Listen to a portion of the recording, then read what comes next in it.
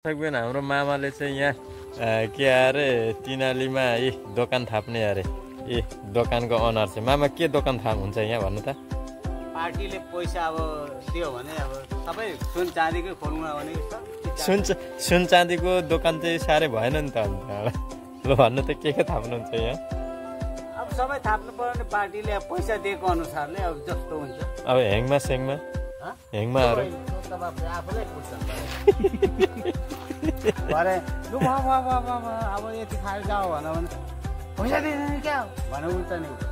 राख्नु उल्टो झोलेटुमा के अरे लिएर बनाउँछन् त्यसको दोकान थाप्नु ए मामाले बनाउनु भएको यहाँ दोकान अब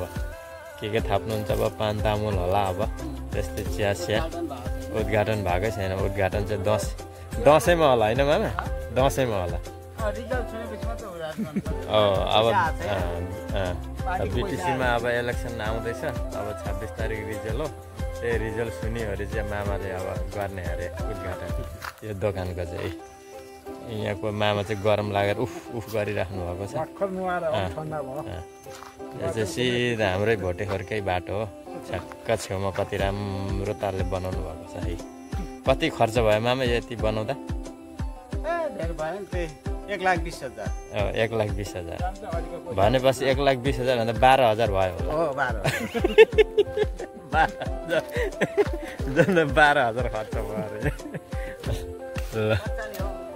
भित्र चाहिँ यस्तो छ कस्तो मजाको है पुरा तल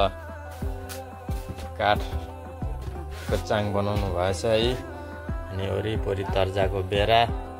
राम्रो छ जेन होस् राम्रो बनाउनु भएछ